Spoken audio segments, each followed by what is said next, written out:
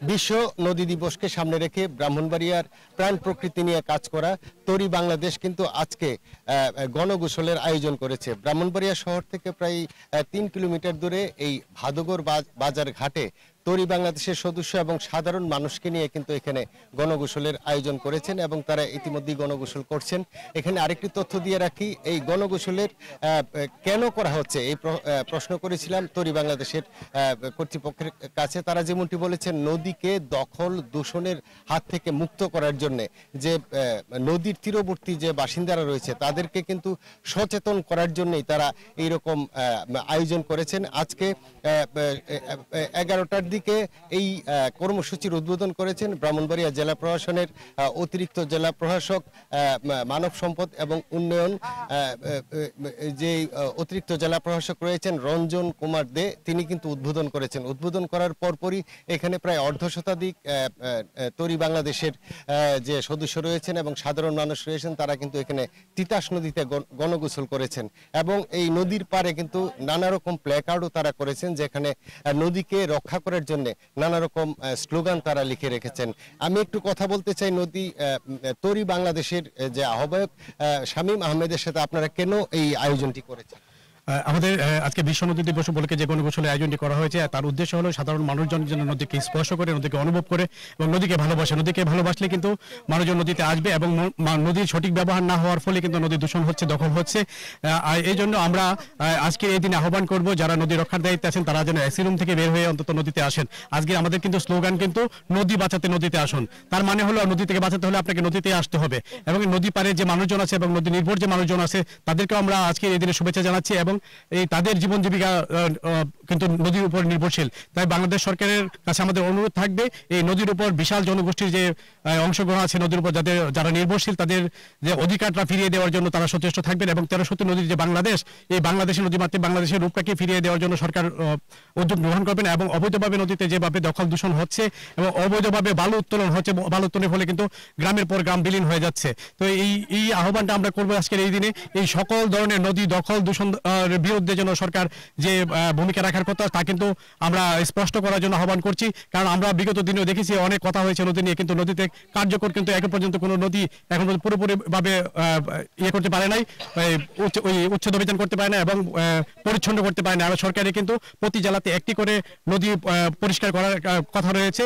বিগত 1 বছর যাবৎ কিন্তু এই কথাগুলো শুনে আসছি আমরা, এখন পর্যন্ত কিন্তু একটা নদী যে একটা জেলাতে একটা নদী পরিষ্কার হয়েছে এরকম উদাহরণ কিন্তু বাংলাদেশ সরকার এখনো স্থাপন করতে পারেনি। আমরা আহ্বান করব সরকার যে প্রতিশ্রুতি দিয়ে এসেছে এই সরকারি প্রতিশ্রুতি সরকার রক্ষা করবেন এবং নদী দখল দূষণ মুক্ত করবেন এবং নদীটা সাধারণ মানুষের ব্যবহারের জন্য উপযুক্ত করে দেবেন এবং সাধারণ মানুষকে আমরা অনুরোধ করব তারা যেন তাদের নদীটাকে ভালোবাসে এবং তারা যেন নদীটাকে দূষণ না করে সঠিক ব্যবহার করে। কারণ নদীটা যদি করে আমাদের যে মৎস্য সম্পদ আছে এই মৎস্য সম্পদ কিন্তু আমাদের মিঠা পানির যে মাছটা আমরা দেখছি এটা কিন্তু আমাদের এই ছোট ছোট নদী থেকে আসছে। আমাদের বড় বড় নদী নিয়ে অনেক কথা হয়, আমাদের ছোট নদীগুলো কিন্তু অবহেলিত থেকে যাচ্ছে। এই জন্য আমাদের আহ্বান থাকবে এই ছোট ছোট নদীগুলো যারা জেলা ভিত্তিক উপজেলা ভিত্তিক যে ছোট ছোট 1 কিলোমিটার 3 কিলোমিটার 5 কিলোমিটার যে নদীগুলো আছে এইসব নদীর গুরুত্ব দেওয়া হয়, তাহলে কিন্তু এই গ্রাম বাংলার মানুষজন বেঁচে থাকবে এবং এই যে নদীমাতৃক বাংলাদেশের যে কথা বারবার বলা হচ্ছে এই নদীকে নিয়ে কিন্তু বাংলাদেশে অনেক চলচ্চিত্র হয়েছে, নাটক হয়েছে, গান হয়েছে।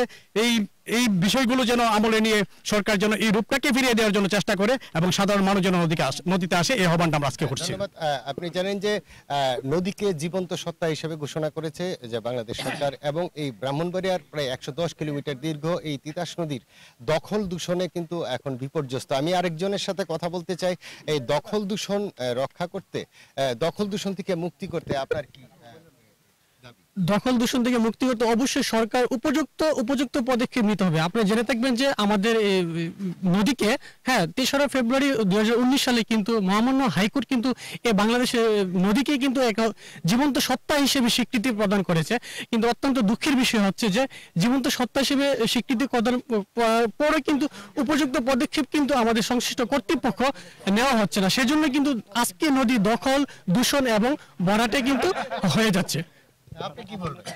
আমি আসলে বলতে চাই যে নদী যে শুধুমাত্র মানুষের জন্য এমন না, আসলে আমাদের মানুষের যে খাদ্য শৃঙ্খলা আছে এবং যে প্রাণীরা হচ্ছে মানুষের জন্য বেঁচে থাকে প্রকৃতিতে, যাদেরকে সৃষ্টি করা হয়েছিল তাদের প্রত্যেকেই কিন্তু আমাদের নদীর সাথে জড়িত এবং বিশেষ করে হচ্ছে নদী দূষিত হয়ে যাওয়া মানে আমাদের পুরো দেশের যে ভারসাম্য আছে জীববৈচিত্র্যের তাদের একটা বিশাল অংশের হুমকির মুখে ফেলে দেওয়ার মতো।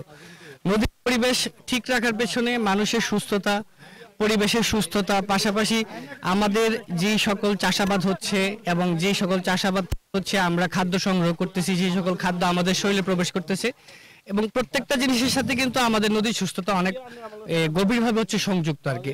যেমন ধরেন আমাদের দাবি হচ্ছে নদীর পরিবেশ যত দ্রুত সম্ভব হচ্ছে সাধারণ নাগরিকরা এসে কথা বলুক নদীর পরিবেশ সুরক্ষার বিষয়ে, এবং এই যে সকল দপ্তররা হচ্ছে নদী পরিবেশ রক্ষায় যুক্ত তারা যেন প্রত্যেকে তাদের নিজ নিজ দায়িত্বটা পালন করে।